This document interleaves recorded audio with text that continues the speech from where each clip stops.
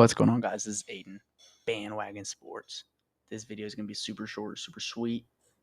I'm just going to be previewing Saturday's bowl games, the Chick-fil-A Peach Bowl and also the Orange Bowl, um, as well as the Music City Bowl, and why not the Arizona Bowl as well. Um, First things first game of the day, 12 p.m., Ole Miss, Penn State in the Peach Bowl.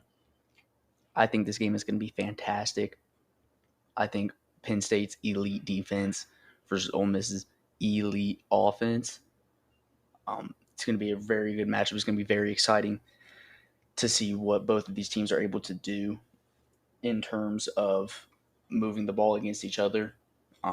This Penn State offense wasn't very good this season. They heavily leaned on the run, and in their big games against Ohio State and Michigan, they were not able to run the ball, which made their offense very one-dimensional.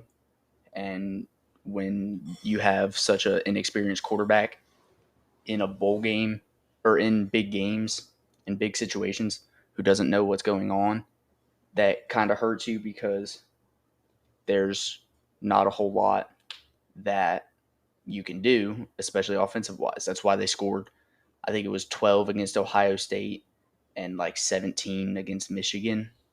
That's why they weren't able to score like they usually are.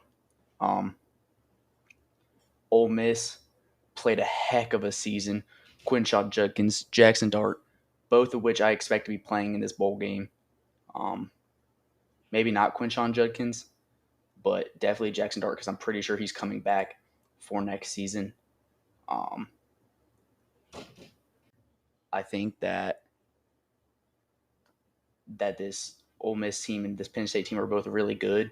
This Penn State team is really young, and this Ole Miss team is built for the future, especially in the next couple of years, especially with this transfer portal class, and especially with their recruiting and their coach Lane Kiffin.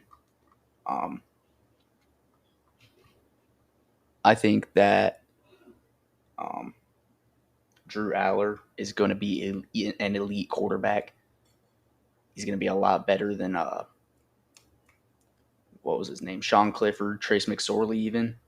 And I think him and Penn State are going to do great things in the future. I expected them to do it this year, but they lost both their games to Ohio State and Michigan.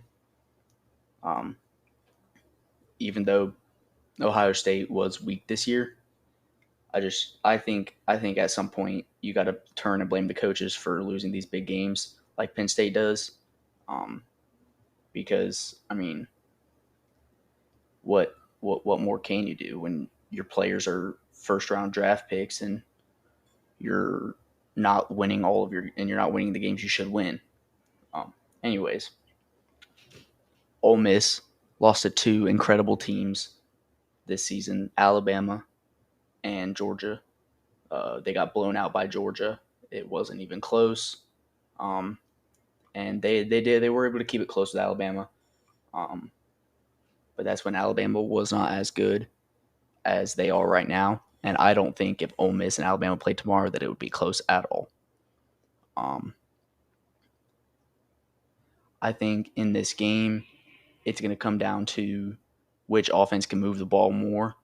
And for Drew Aller, it's going to take a lot out of him to be able to push Penn State to a win in this game. Drew Aller has to play phenomenal in order for Penn State to win this game, and they also have to be able to run the ball. Their offensive line has to be able to move the defensive front for Ole Miss. And for Ole Miss, they have to be able to run the ball as well, and they also have to be able to get Jackson Dart on the move, get him warmed up, get him throwing some easy passes. Because, I mean,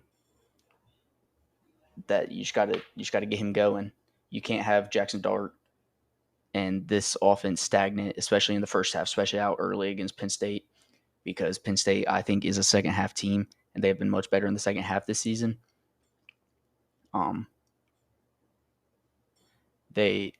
Jackson Dart and this Ole Miss offense needs to get out to a hot start, and they need to build up a quick lead fast.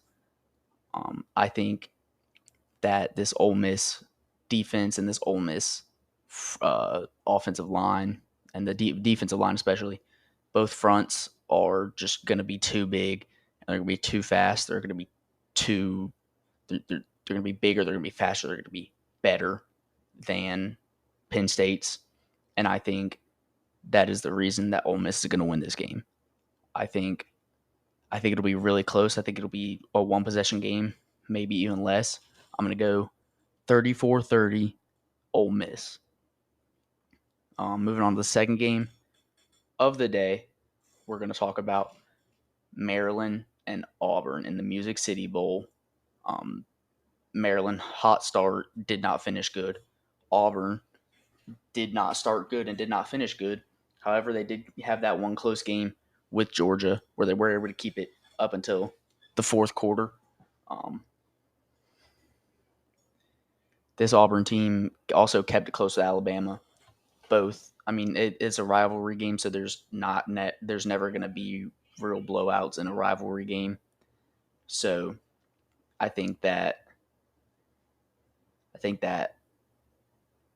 depending on if Talia Tagovailoa plays in this game, I think that will determine a whole lot.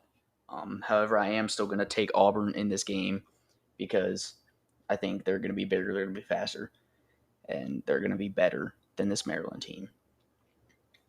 Moving on to the 4:30 game, and I know this is after the Georgia-Florida State game, but I want to talk about the 4:30 game first. Toledo and Wyoming in the Arizona Bowl. I'm not really going to talk about this game. Give me Toledo. I don't think it'll be particularly close. I don't think Wyoming is as good as Toledo is. They're both Group of 5 schools, and Toledo is just better this season. And now moving on to the final game we're going to talk about in this video. Georgia, Florida State in the Orange Bowl. Arguably should have been Georgia, Alabama again. I digress. This matchup, if both teams were completely healthy, this would be a fantastic matchup. However, both teams are not healthy, and the line has moved to Georgia being 20-point favorites. And I don't think any of the bowl games not even the Oregon and Liberty game is the 20-point game. But Florida State's had so many people opt out. Their defense, a lot of their offense is opted out. Jared Verse, all those guys have opted out of this bowl game. I think the only player to my knowledge that I know is not playing in this bowl game for Georgia is Brock Bowers, and that is because he's hurt.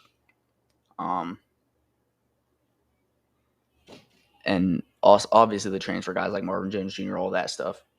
But I think that this game won't be close. I don't think anybody in their right mind is picking Florida State to win this game. I think it won't be very close. I think personally Georgia's gonna blow the line out of the water. I'm thinking maybe TCU Georgia national championship potential. If Florida State's offense is not able to move the ball, and if their defense isn't able to stop Georgia, then this game will very easily be like the national championship last year, and it will very easily get out of hand for this Florida State team.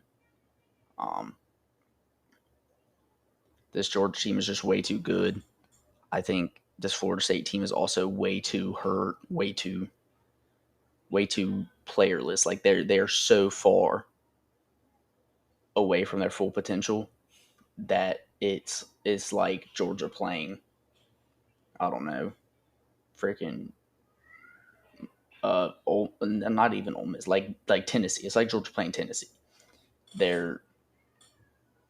Or Vanderbilt even. Florida State's just not good, especially with Brock Glenn at quarterback, which is their only quarterback left on the roster after the transfers and Jordan Travis being hurt. Both their Keon Coleman and Johnny Wilson are both opting out. Trey Benson's opting out. Jared Verse is opting out. All those guys opting out. I don't see this game being close at all. Georgia is going to win this game, and it won't even be close. I'm curious, though. Let me know your guys' thoughts and comments down below, and I will see you guys in the next one. Peace.